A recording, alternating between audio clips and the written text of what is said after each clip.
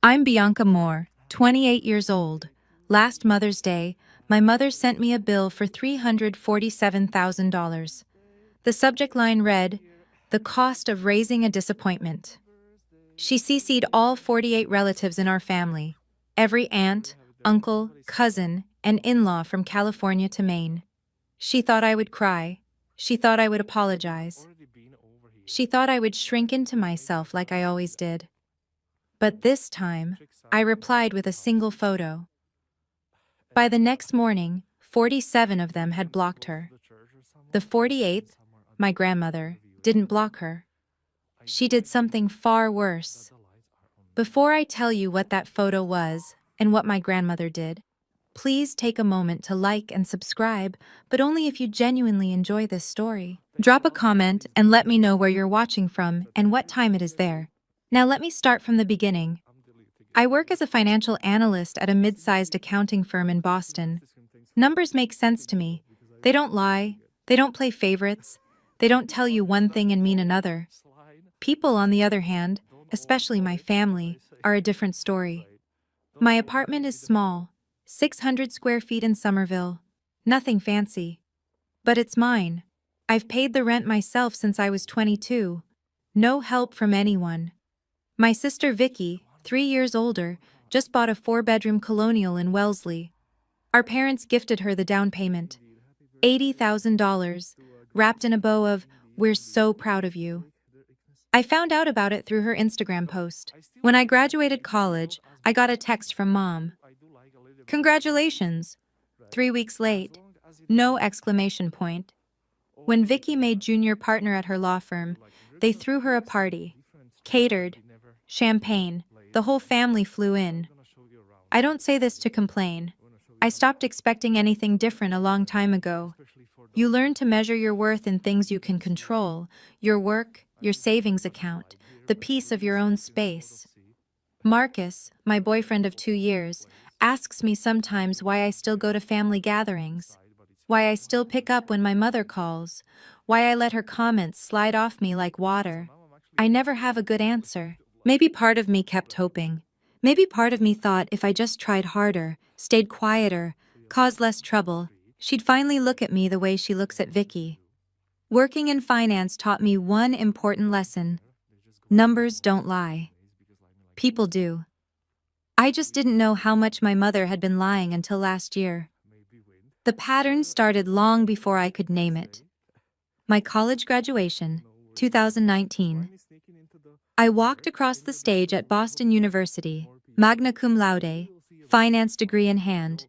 I searched the crowd for my family. Dad was there, smiling, waving. The seat next to him was empty. Mom had gotten sick that morning. A migraine, she said. Too severe to make the 2-hour drive. 1 week later, she flew to New York for Vicky's firm award ceremony, posted 12 photos on Facebook. So proud of my brilliant lawyer daughter. I liked the post. That's what you do. Growing up, Vicky was our future attorney. I was the difficult one. Vicky got praise for her grades. I got questions about why mine weren't higher. Vicky's achievements were celebrated. Mine were expected or overlooked. Dad tried, in his quiet way. He'd pat my shoulder after Mom's sharper comments. "Your mother means well," he'd say. "She just has a harder time expressing it with you." I used to believe him. When it came time for college, both Vicky and I were supposed to have education funds. Grandma and Grandpa had set them up when we were kids. Same amount for each of us. Vicky graduated debt-free. I graduated with $67,000 in student loans. Mom told me my fund ran out faster because of unexpected expenses during high school. Tutoring, she said. Summer programs, things I needed. I didn't question it then. Why would I? She was my mother. But numbers have a way of telling the truth, even when people don't. And 3 years ago, I started looking at the numbers. 2 weeks before Mother's Day, Mom announced her plan. A family reunion. Not just our immediate family, everyone. All the aunts and uncles, all the cousins, their spouses and kids. 48 people total, gathering at Grandma Eleanor's farmhouse in Connecticut. "It's been too long since we've all been together," Mom said in the family group chat. "Let's make this Mother's Day special." I stared at my phone for a long time. Marcus was making dinner when I told him. He paused, spatula in hand. "You don't have to go," he said. "She's my mother." "That doesn't mean—" "I know." I took the phone from his hand, set it aside. "I know." The next day, Vicky called, sweet as sugar. "Hey, so you're coming early to help set up, right? Like usual?" "Like usual." Meaning, I arrive at dawn to cook and clean while she shows up at noon with an expensive bottle of wine and a designer dress. "Sure," I said, "like usual." After we hung up, I sat at my laptop.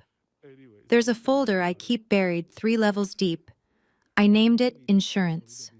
Just a word, just a precaution. I hadn't opened it in months. That night, I opened it. 3 files inside, a screenshot, a PDF, a spreadsheet. I'd been collecting these for 3 years, ever since I stumbled across something I wasn't supposed to see. I told myself I was keeping them just in case, that I'd probably never use them. I closed the laptop and went to bed, but I couldn't sleep.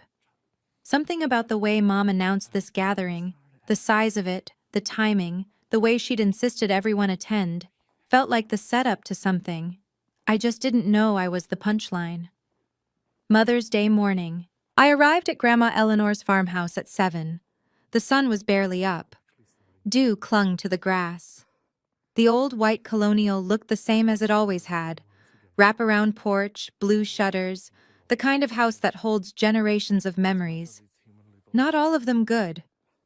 I spent the next 4 hours cooking, cleaning, arranging flowers, setting the long table in the dining room with the good china. 48 place settings, 48 cloth napkins, 48 chances for something to go wrong. Vicky arrived at 11:30. She swept in wearing a cream silk dress, carrying a bouquet of peonies that probably cost more than my monthly grocery budget. She kissed Mom on both cheeks. She complimented the decorations, the ones I'd put up. "Everything looks perfect," she said to Mom. "You outdid yourself." Mom smiled. I had a little help. She didn't look at me when she said it. By noon, the house was full. Aunts and uncles I saw once a year, cousins I barely knew, their kids running through the hallways, noise and laughter, and the smell of the roast I'd been preparing since dawn. Mom moved through the crowd like a queen, accepting hugs, accepting compliments, accepting the spotlight. I stayed near the kitchen. During the family photo, Mom positioned everyone on the porch steps. She placed Vicky right beside her. When I stepped forward, she glanced at me. "Bianca, honey, stand in the back. You're taller. You'll block everyone." I stood in the back. That's when Grandma Eleanor appeared beside me. She squeezed my elbow. Her grip was firm for a 78-year-old woman. "Whatever happens today," she said quietly, "hold your ground. You hear me?" I didn't understand. Not yet. The toast began after lunch. Uncle Robert went first, raising his glass to the heart of our family. Aunt Patricia followed with tears in her eyes about sisterhood. Cousin after cousin stood up, praising mothers, praising Mom specifically, praising the woman who sacrificed everything. I stayed quiet. I'd learned long ago that my voice wasn't wanted in these moments. Then Mom stood up. She smoothed her lavender dress. She picked up her wine glass. The room fell silent with practiced reverence. "Thank you all for being here," she began. Her voice carried that warm, practiced tone, the one she used for audiences. "Being a mother is the most rewarding job in the world, but also the hardest." Murmurs of agreement rippled through the room. "I've been blessed with 2 daughters, 2 very different daughters." She paused, letting the weight of the words settle. "One who has made me proud every single day, and one who has tested me." Eyes shifted toward me. I felt them like heat. "I've thought long and hard about how to express what motherhood really means, the sacrifices we make, the costs we bear." She reached into her pocket and pulled out her phone. "So, I've prepared something special. A gift, you might say, for all of you, and for one daughter in particular." Her thumb moved across the screen. Around the room, phones began to buzz. Ding after ding after ding. 48 notifications in rapid succession. I want everyone to see exactly what it cost, Mom said, her eyes finding mine, to raise a disappointment. The room went still, and in that silence, I understood what Grandma Eleanor had tried to warn me about. This wasn't a family reunion. This was an execution. 48 phones lit up simultaneously. I watched hands reach for devices, watched faces bend toward screens, watched expressions shift from curiosity to discomfort to shock. The email subject line, the cost of raising a disappointment. The body, an itemized spreadsheet. 28 years of my existence reduced to line items. Hospital birth costs, $12,400. Diapers, first 2 years, $2,800. Childhood clothing, $15,600. Braces, $8,000. Summer camps, $4,500. First car, $12,000. College room and board, $48,000. Cell phone bills, $8,400. On and on it went. $347,000. Mom read selections aloud, her voice carrying across the silent room. Orthodontia, $8,000. Does she ever say thank you? Birthday parties, $1,200 over 18 years. Did she ever appreciate a single one? Someone laughed nervously. Someone else shifted in their chair. I stood frozen by the kitchen doorway, 48 pairs of eyes on me. Some pitying, some entertained, some looking away in discomfort. This is what a thankless child costs, Mom continued. This is what disappointment looks like in dollars and cents. She'd framed a printed copy, literally framed it, in a gilded frame that matched Grandma's decor. She walked to the mantel and hung it above the fireplace, right next to the family portrait. A reminder, she said, turning back to face me. For all of us. The room waited. For me to cry, to apologize, to shrink. I'd done it before. Every family gathering, every holiday, every phone call, I'd swallowed the humiliation and smiled through it. My hands should have been shaking. They weren't. Because buried in my phone was a folder named Insurance, and Mom had just given me permission to open it. For 10 seconds, I didn't move. I let the silence stretch. Let Mom bask in what she thought was victory.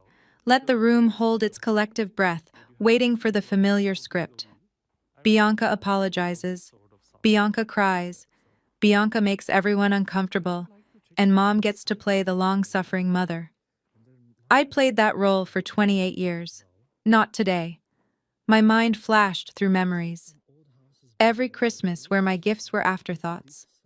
Every report card that earned criticism instead of praise. Every time I'd said, "I'm sorry," for existing in a way that inconvenienced her. I thought about the nights I'd spent in my apartment, staring at credit reports I couldn't understand. The calls with IRS agents about tax returns I'd never filed. The apartment applications rejected because of a credit score I'd never earned. I thought about the folder on my phone, 3 files, 3 years of quiet documentation, 3 chances to prove that the disappointment narrative wasn't just unfair, it was a cover story. I looked around the room. Vicky was whispering something to her husband, a smirk on her face. Dad was staring at his plate. Grandma Eleanor sat perfectly still, her eyes on me. She gave me the smallest nod. My hand went to my phone. I opened it, navigated past the home screen, past the apps, past the folders. There it was. Insurance. 3 files inside. A screenshot, a PDF, a spreadsheet. My heart was calm. My breath was steady. "Mom," I said. My voice cut through the silence like a blade. "Since we're sharing numbers today, I have some of my own."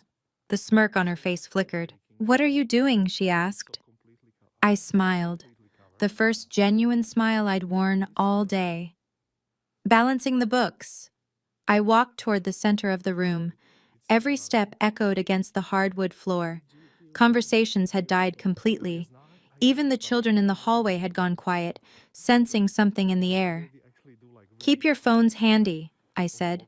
My voice was steady, professional, the same tone I used in client presentations. "Because I'm about to send you something too." "Bianca." Mom's tone had shifted, a warning edge. "This isn't the time." "Actually, it's the perfect time." I stopped beside her, close enough to see the mascara she'd carefully applied, close enough to see the first flicker of fear beneath her confidence. "You calculated what I cost you, Mom. Seems only fair I calculate what you cost me." I opened my email app, selected all 48 family contacts. "Bianca, whatever you think you're doing, I'm doing exactly what you taught me." I looked up at her, held her gaze. "Showing receipts?" I pressed send. The familiar chorus of notification sounds filled the room. Ding, ding, ding. One after another, spreading through the crowd like dominoes falling. Mom's face paled slightly. "What did you just send?" "The truth." I slipped my phone back into my pocket. "You have numbers, Mom. I have documents." Movement caught my eye. Grandma Eleanor had risen from her chair, but she wasn't moving to stop this. She was pulling her seat closer. Front row. A few relatives were already opening the email. I saw their expressions change. Confusion first, then something else. Uncle Robert was the first to look up at Mom with a different kind of expression. "Linda," he said slowly, "what is this?" Mom's composure cracked, just for a moment. The performance was about to get interesting. "Now, before I show you exactly what was in that email, I have to ask, how many of you have a folder like mine? Evidence you've been collecting, hoping you'd never have to use? Drop a 1 in the comments if you know exactly what I'm talking about. And if you're watching this late at night, unable to sleep because family drama is keeping you up, you're not alone. Hit subscribe and let's get through this together." Okay, back to that dining room. The email contained 3 attachments. I started with the first one. "Mom, you charged me for my college education in your little bill. Room and board, textbooks, living expenses." I paused. "But here's the thing. I paid for college myself. $67,000 in student loans. Still paying them off." Murmurs rippled through the room. "That's because my college fund ran out, right? That's what you told me." I pulled up the PDF on my phone, projecting calm I didn't entirely feel. "Except I work in finance now, and I know how to trace money." I turned to face the room. "Grandma and Grandpa Harrison set up education trusts for both Vicky and me when we were children. Same amount, $89,000 each." I let that number sink in. "Vicky used hers, graduated debt-free." I pointed to the screen showing on my phone. "My trust was withdrawn in full on August 3rd, 2016, 1 month before I started college. The money was transferred to an account belonging to Linda Moore." Aunt Patricia's hand went to her mouth. $89,000, I repeated. "Gone, into Mom's personal account. 1 week later." I swiped to the next document. "She purchased a new Lexus. Cash." "That money was for family expenses." Mom's voice rose, defensive. "You don't understand." "I understand bank records." I kept my voice level. "I understand wire transfers. I understand that you stole my college fund and let me drown in debt while you drove a luxury car." Dad stood up slowly from his chair. His face had gone pale. "Linda," he said quietly, "is this true?" Mom opened her mouth to respond, but I wasn't finished yet. "That's just the beginning," I said. The room had grown colder somehow. Or maybe it was just the way people were looking at Mom now. With less sympathy, more scrutiny. I opened the second attachment, a spreadsheet. For the past 2 years, I've been getting strange letters from the IRS, audits, notices about discrepancies. At first, I thought it was a mistake. I scrolled through the document. Then I hired a CPA to dig deeper. I turned the phone so people nearby could see the screen. Columns of numbers, dates, filings. From 2018 to 2024, Mom claimed me as a dependent on her federal taxes, 6 consecutive years. Cousin Michael frowned. So? Parents claim their kids all the time. I was 22 in 2018, I said, living in my own apartment, paying my own rent, my own insurance, my own everything. I haven't been anyone's dependent since I was 21. The implication landed. I watched it spread across faces. Each year, she received between $4,000 and $6,000 in tax benefits from claiming me. I did the math out loud. Total, approximately $32,000. Tax fraud using my social security number. That's a federal crime. Uncle George, a retired accountant himself, spoke up, his voice grim. I know. I looked at Mom. I had to hire a CPA to clean up the mess. $3,400 out of my own pocket to fix what you did. Dad's hands were gripping the edge of the table. Linda, you told me Bianca agreed to this arrangement. Richard, stay out of this. But it was too late for that. The room was shifting, the narrative was changing, and I still had one more file to show them.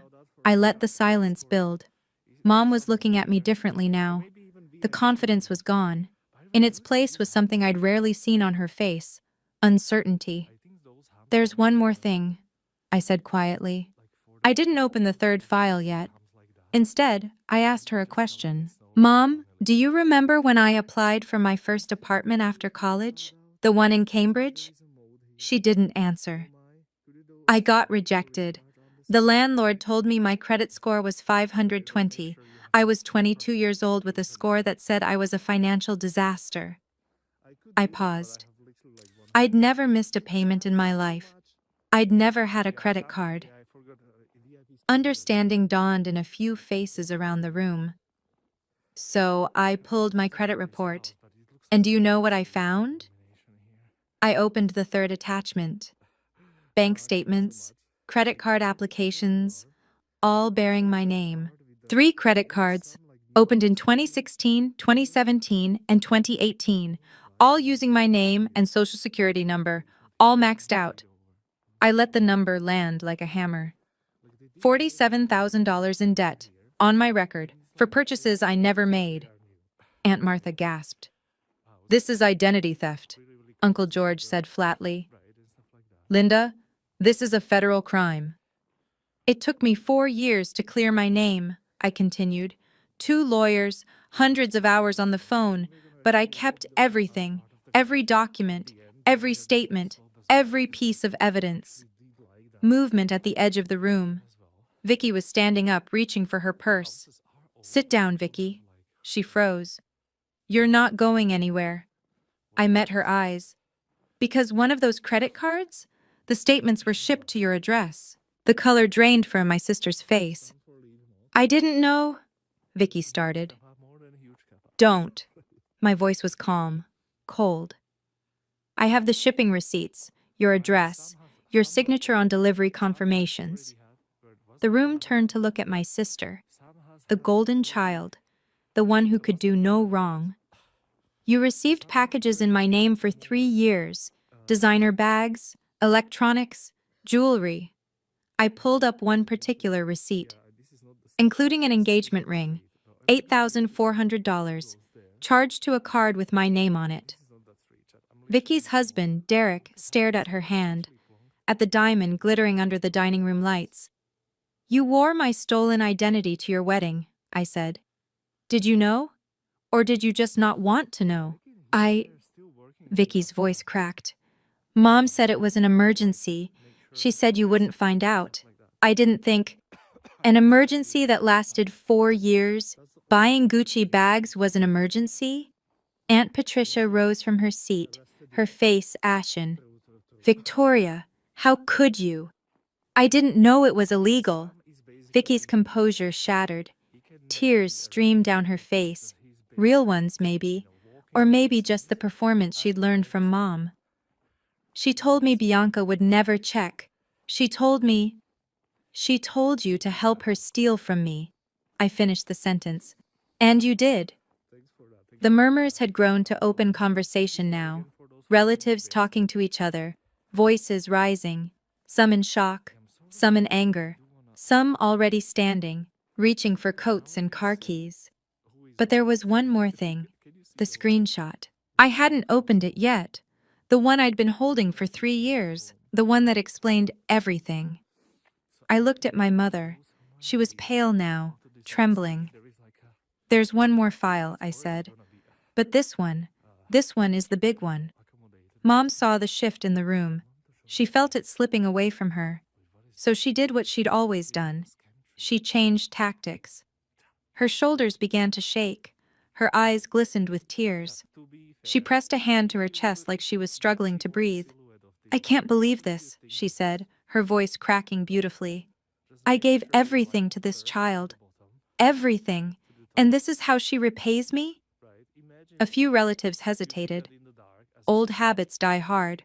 We're trained from birth to comfort a crying mother. I made mistakes, yes. But I did it for the family. Everything I did was for the family. She reached for Dad's arm. Richard, tell them. Tell them I only wanted what was best for everyone. Dad stood rigid. His jaw worked silently. He didn't move toward her. Mom turned to Grandma Eleanor. Mama, please, say something. You know me. You know I'm not a monster. Grandma Eleanor remained seated. Her face was stone. I'm listening, Linda, she said quietly. I'm listening to everything. Mom's desperation showed now. The performance was cracking at the edges. Fine. Her voice hardened.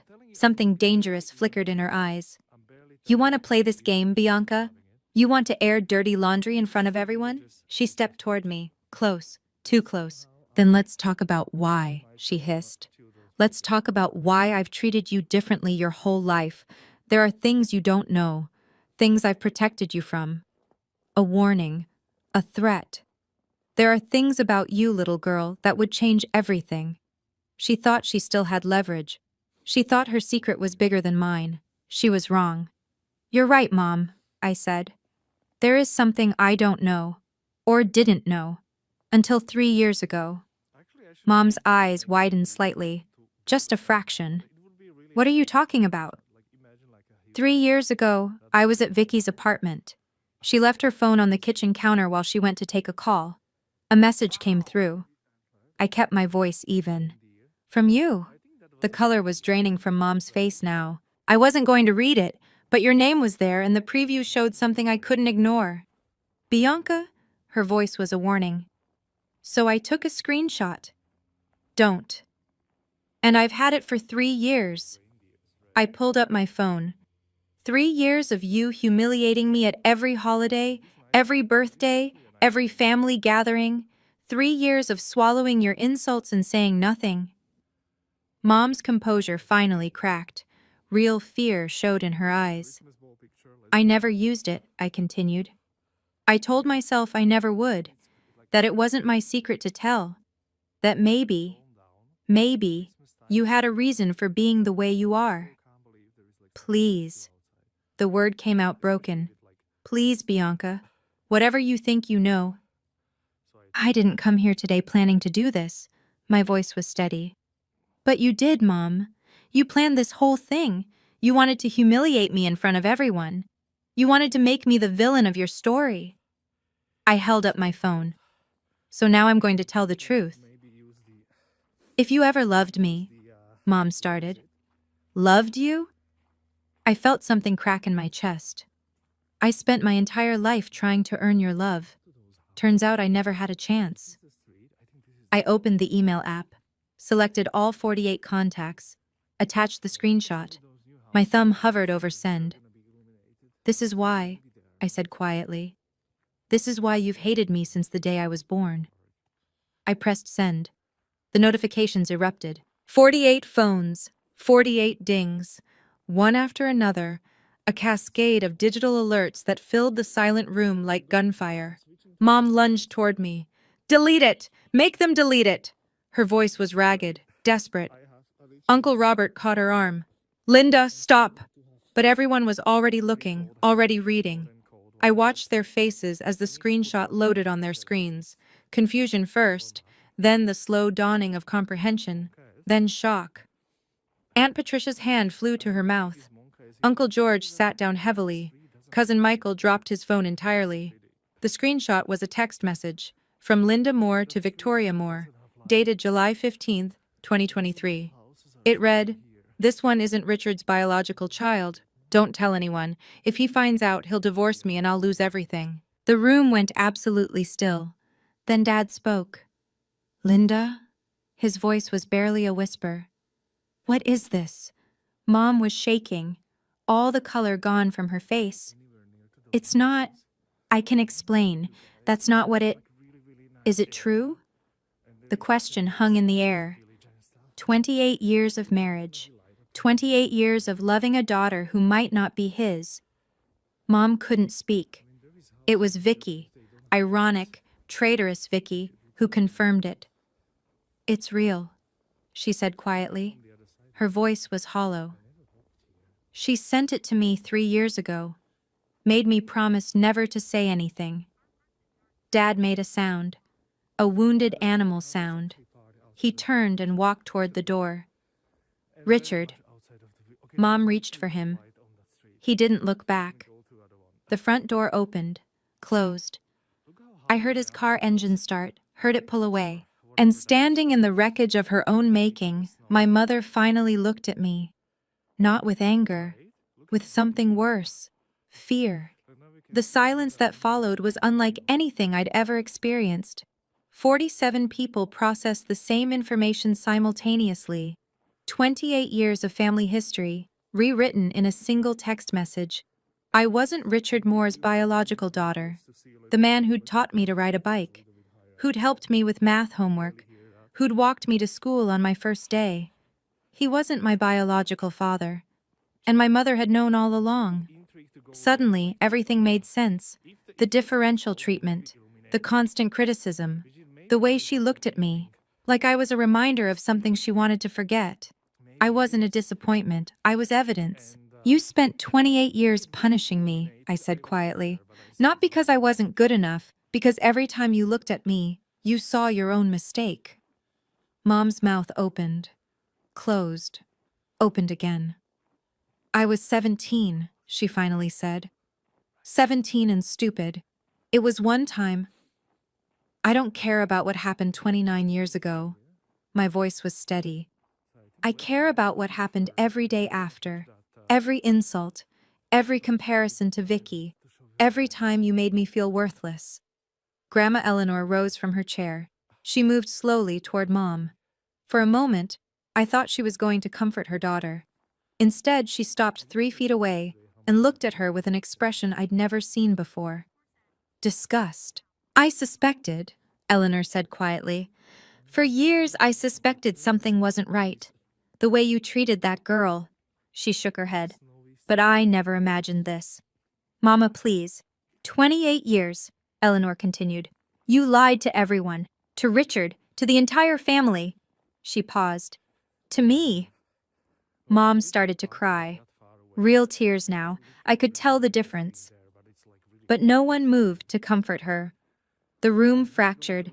People began moving all at once. Voices overlapped, shocked whispers, angry questions, the scrape of chairs being pushed back. "I can't believe this. 28 years of lying. Poor Richard, God, poor Richard." Aunt Patricia grabbed her purse and headed for the door without a word. Uncle George followed, shaking his head. Cousin Beth was already on her phone, probably calling someone who hadn't made it to the reunion. Those who stayed looked at Mom differently now, not with the deference she'd cultivated for decades, with something closer to revulsion. "Everything I did for this family," Mom screamed. Her composure was completely gone. Mascara ran down her cheeks in black rivers. "I kept us together.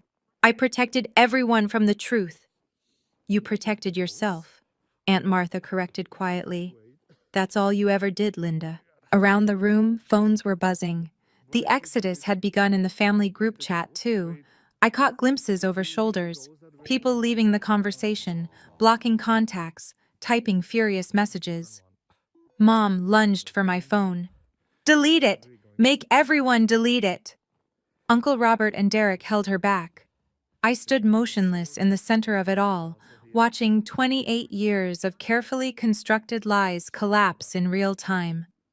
Then I felt a hand on my shoulder, gentle, warm. Grandma Eleanor. Come with me, she said softly. She guided me through the chaos, past relatives who reached out to touch my arm, past cousins who said things like, "I'm so sorry," and "I had no idea." We stopped by the front door. Through the glass, I could see the driveway was emptying, cars pulling out one after another. "You're still my granddaughter," Eleanor said firmly. "Blood or no blood, that doesn't change." I believed her. I found Dad in the parking lot. His car was still there, engine running. He hadn't made it past the end of the driveway. Through the windshield, I could see him sitting motionless, both hands on the steering wheel, staring at nothing. I knocked on the passenger window. He didn't respond at first. Then slowly, like waking from a dream, he reached over and unlocked the door. I slid into the seat beside him. We sat in silence. The late afternoon sun cast long shadows across the hood. Inside the house, I could still hear muffled voices, arguments, crying. "I'm sorry," I finally said. Dad turned to look at me. His eyes were red. "Don't," he said. "Don't you dare apologize. You didn't do anything wrong."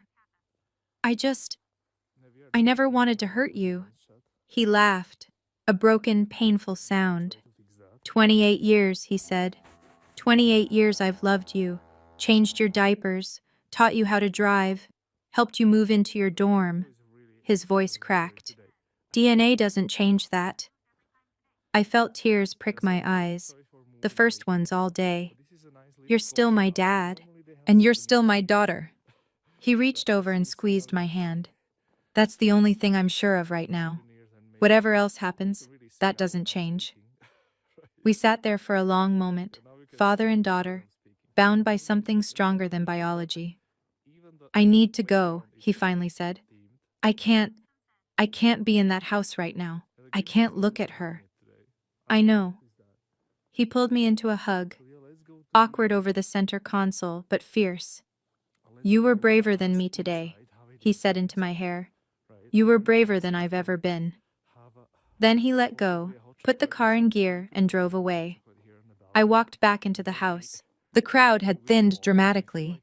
Maybe 15 people remained, most of them looking shell-shocked and unsure whether to stay or go. The framed bill still hung above the fireplace, a monument to Mom's cruelty that now seemed almost pathetic. Mom sat alone on the couch. Her hair had come loose from its careful styling. Her makeup was destroyed. She looked smaller somehow, like the revelation had physically diminished her. For the first time, I didn't see the tyrant who'd ruled my childhood. I saw a 54-year-old woman whose entire life had just collapsed. I should have felt victorious. I didn't. She looked up as I approached. Her eyes were hollow. "Are you happy now?" Her voice was hoarse. "You've destroyed everything." "No, Mom." I sat down in the chair across from her. "You did that 28 years ago. I just stopped helping you hide it." A sob escaped her, raw and ugly. "I was 17, she said again. "I was so scared. When I realized I was pregnant, and it might not be Richard's, I panicked. I thought if I just never told anyone. You thought if you made everyone hate me first, nobody would believe me when the truth came out." She didn't deny it. "Every time you looked at me, you saw your mistake," I continued. "So you spent almost 3 decades trying to make me disappear, make me the problem, the disappointment, the one nobody would miss if I just stopped showing up." Mom covered her face with her hands.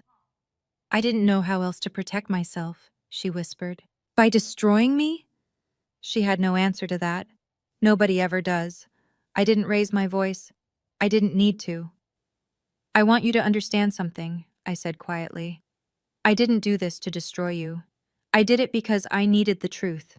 48 people needed to know I'm not the disappointment you made me out to be." Mom looked up, mascara streaked, broken. "Dad needed to know why you treated me the way you did. And you," I paused. "You needed to know that I've had this evidence for 3 years." Her eyes widened slightly. 3 years, I repeated.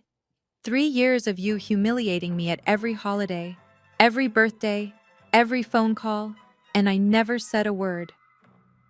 I leaned forward. I only used it today because you forced my hand, in front of everyone, with your little bill. The irony wasn't lost on her. I could see it register. From now on, I continued, I don't need you to acknowledge me. I don't need you to love me. I stopped expecting that a long time ago. I stood up. I only need one thing from you. Leave me alone. That's my boundary. Respect it. You can't just... I can. My voice was steel wrapped in silk. And if you cross it, if you show up at my door, or contact my employer, or try to poison anyone else against me, the next conversation won't be in front of family. I held her gaze. It will be with the IRS and the police. Identity theft, tax fraud, theft of my education fund. I have everything documented. Mom's face went white. I walked toward the door. Goodbye, Mom. She didn't call after me. For the first time in 28 years, my hands weren't shaking. They were perfectly still. Now, if you've made it this far, I need to know, was I right to expose everything in front of the whole family? Or should I have handled it privately? Drop a comment with public or private and tell me why. Also, can we talk about Grandma Eleanor for a second? She's been suspiciously calm this whole time, and what she did next changed everything. But first, if this story is hitting different for you tonight, subscribe. We're not done yet. Back to that night. Marcus was waiting when I got home. He didn't ask questions right away. He just pulled me into a hug that lasted 3 full minutes, then made me tea and sat beside me on the couch. I told him everything. When I finished, I finally let myself look at my phone. I'd been avoiding it on the drive home. The notifications were overwhelming. The family group chat was chaos. Message after message, people sharing their shock, their anger, their sudden clarity about years of witnessing Mom's behavior and never questioning it. And then the blocks started showing. One by one, family members were removing Linda Moore from their contacts, leaving group chats, unfollowing on social media. By midnight, I counted 47. Private messages flooded my inbox. I had no idea. I'm so sorry for never stepping in. Aunt Martha. You were so brave today. I wish I had half your courage. Cousin Beth. I always thought something was off. I should have trusted my instincts. Uncle George. The one that made me cry came from Aunt Patricia, Mom's own sister. I failed you, sweetheart. For 28 years, I watched and said nothing. That ends today. I scrolled through each message, each apology, each expression of support that came decades too late, but still mattered. Marcus pointed at my screen. What about the 48th person? Your grandma? I checked. No block from Eleanor, but there was a text. Sent at 11:47 p.m. I need to see you tomorrow. 9 a.m. My house. Come alone. I stared at those words. Something was happening. Something beyond the immediate fallout. Whatever Grandma Eleanor was planning, she'd clearly been thinking about it since the moment that screenshot appeared on everyone's phones, maybe even before. Maybe Grandma Eleanor's farmhouse looked different in the morning light. Quieter. Emptier. The remnants of yesterday's chaos had been cleaned away. The tables cleared, the chairs returned to their places, the framed bill notably absent from the mantel. The front door was open. I walked through the familiar hallway to the study at the back of the house. Grandma Eleanor sat behind her oak desk. Papers were spread in front of her, official-looking documents covered in dense paragraphs and signatures. She wasn't alone. A man in a gray suit stood beside her. I recognized him. Thomas Jameson, the family's estate attorney. I'd met him once at Grandpa's funeral. Sit down, dear, Grandma said. I took the chair across from her. My heart was beating faster than I wanted it to. I didn't block your mother, Eleanor said directly. Do you want to know why? Yes, because blocking her would have been a kindness. Her voice was iron. What I did instead is permanent. She slid a document across the desk toward me. At 2:17 this morning, I called Thomas, woke him from a dead sleep. By 4 a.m., we had finalized new paperwork. She tapped the document. My will has been changed. I looked at the paper. Legal language swam before my eyes. I don't understand. Your mother was originally set to receive 35% of my estate. That's been reduced to 5%. Eleanor's eyes met mine. Just enough that she can't challenge it on grounds of being completely disinherited. My breath caught. Your share has increased from 10% to 30%. She paused. Your father's portion remains the same. He's a victim in this too. Grandma, I wasn't expecting. I know. Her voice softened. That's precisely why you deserve it. Thomas Jameson cleared his throat. For clarity, Mrs. Harrison has redistributed her estate as follows. Thank you, Thomas. I'll explain. Grandma Eleanor took the document back. This isn't about punishment. This is about justice. She stood and walked to the window, looking out over the property, acres of Connecticut farmland that had been in our family for 3 generations. I started suspecting something was wrong years ago, she said quietly. The way Linda treated you, the excuses, the favoritism so blatant it made me uncomfortable. She turned back to face me. When your grandfather was alive, we tried to intervene. We set up that education trust specifically because we worried Linda would manage things poorly. Her expression darkened. We never imagined she'd steal from her own child. You couldn't have known. I should have looked harder. Eleanor's voice cracked just slightly. I should have asked more questions. When you graduated with all that debt, I offered to help, but Linda told me you refused, said you wanted to prove you could do it yourself. My jaw tightened. Another lie, another manipulation. I believed her. Eleanor shook her head. I won't make that mistake again. She reached into her desk drawer and pulled out an envelope, cream-colored, thick. My name was written on it in her careful handwriting. This is the graduation gift I tried to give you 6 years ago. Linda intercepted it, told me you didn't want it. I opened the envelope. Inside was a check for $50,000, dated 2020, and beneath it, a handwritten letter. To my granddaughter Bianca, may your future be brighter than anyone expects. You've always been special. Don't let anyone tell you otherwise. Love, Grandma Eleanor. The tears came before I could stop them. I was walking to my car when Vicky appeared. She must have been waiting outside, watching for me to leave. Her face was puffy from crying. No makeup, hair pulled back in a messy ponytail. She looked more human than I'd seen her in years. Bianca, wait. I stopped but didn't turn around. Please, she said. Just 2 minutes. I turned, waited. Vicky took a shaky breath. I know I don't deserve anything from you. I know that. You're right. You don't. But I need you to understand. She struggled with the words. I didn't know about the credit cards. Not at first. When I found out, I should have said something. I should have stopped it. But you didn't. No. Her voice broke. I was scared. I was so scared of becoming you. Of having Mom turn on me the way she turned on you. I felt something shift in my chest. Not forgiveness, not yet. But recognition. So you helped her hurt me, I said. To protect yourself. Yes.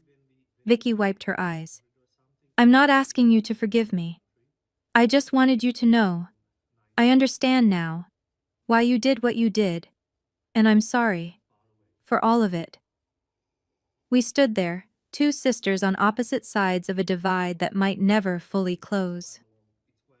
I can't forgive you right now, I said finally. Maybe not ever.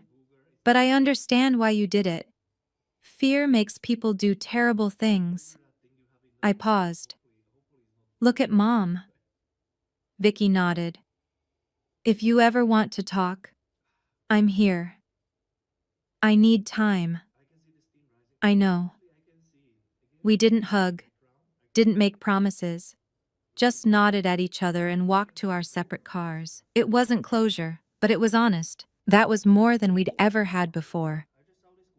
A week later, the full picture emerged. Aunt Patricia called me with updates. She'd become my unofficial liaison to the family chaos I'd left behind. "Your mother found out about the will," Patricia said. "Thomas Jameson sent her the notification." "How did she take it?" A pause. "She called your grandmother screaming, threatened to sue, threatened to contest, said Eleanor was senile and being manipulated." "And what did Grandma say?" "One sentence. Then she hung up." "What was the sentence?" Patricia's voice held something like admiration. "You made your choices for 28 years. I've made mine." I let that sink in. "What about Dad?" I asked. "Moved out. He's staying with his brother in Hartford. The divorce papers have already been filed." 30 years of marriage, undone in a week. "And Mom?" "Alone," Patricia sighed. "She calls everyone, asking for support, asking people to reach out to Eleanor on her behalf. Nobody answers." I should have felt triumph.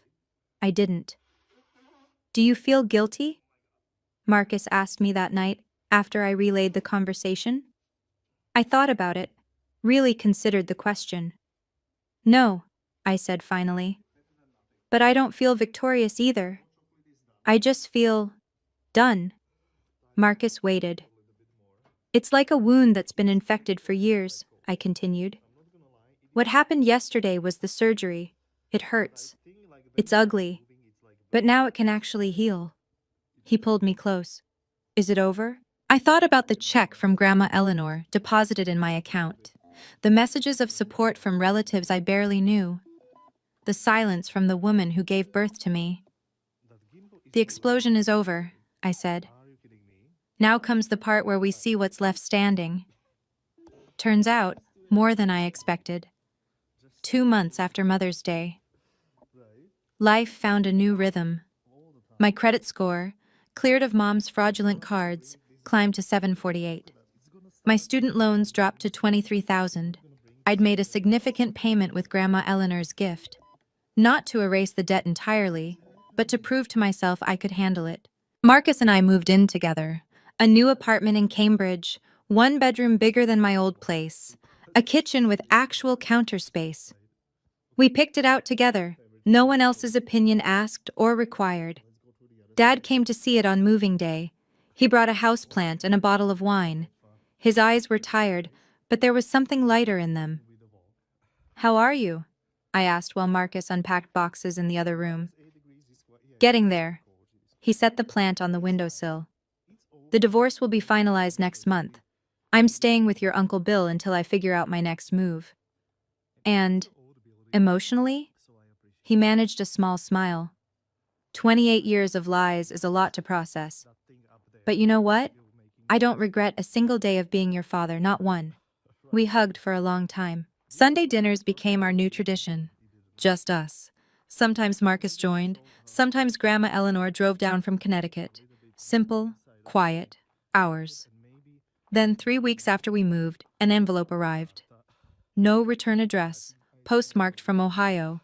Inside was a single sheet of paper, a letter.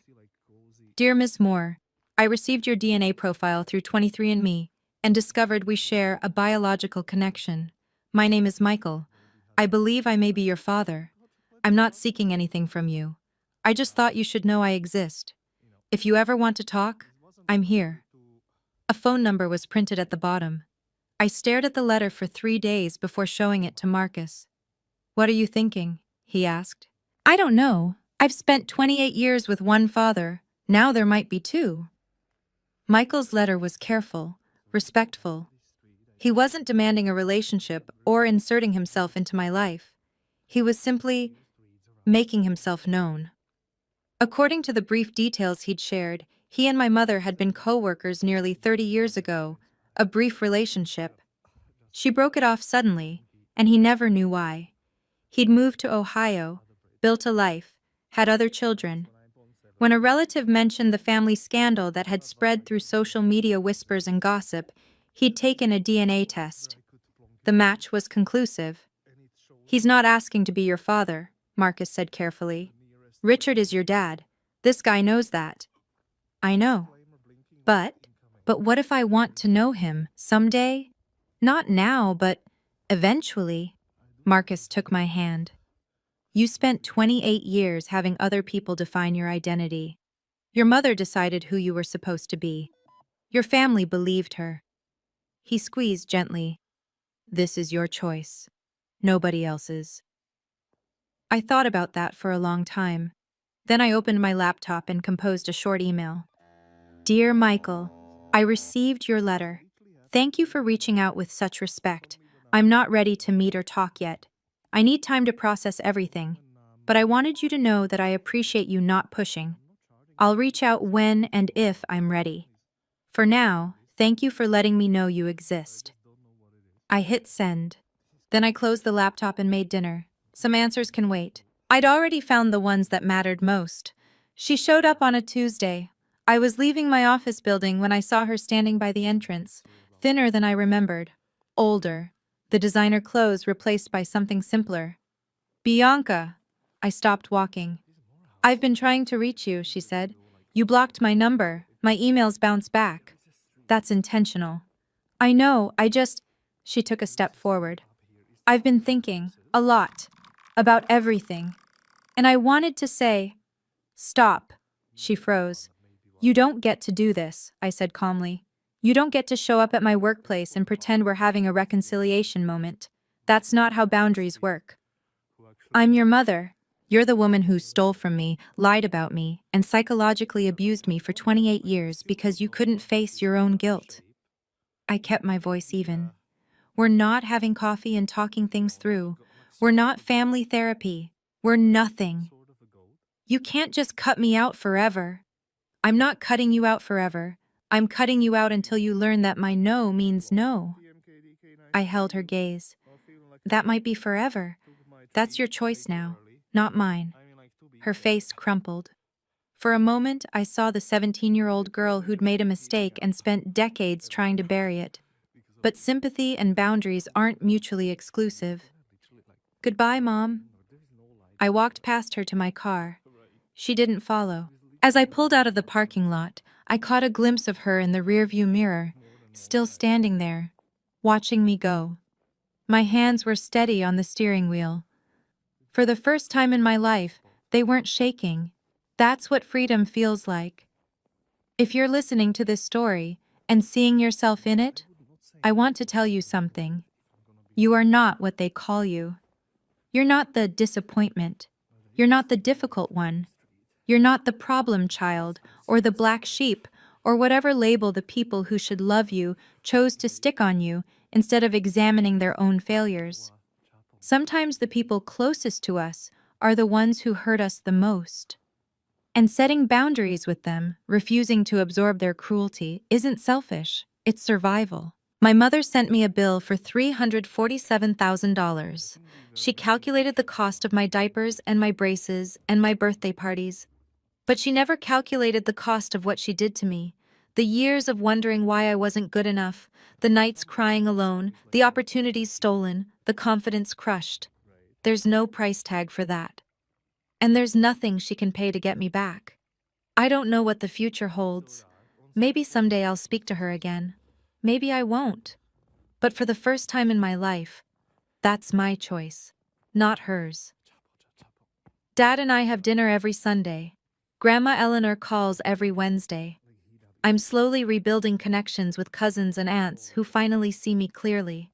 And Marcus? He asked me last week if I wanted to look at engagement rings. I said yes. Life goes on. Different. Better. Mine. So if you're out there, trapped in your own version of this story, know that there's another side. Know that truth has power. Know that boundaries are bridges to freedom. You are worth more than the people who failed to love you. I'm Bianca Moore, and my bill is paid in full. Thank you for staying with me through this story. If any part of it resonated with you, if you've ever felt like the disappointment in your own family, drop a comment. Tell me your story.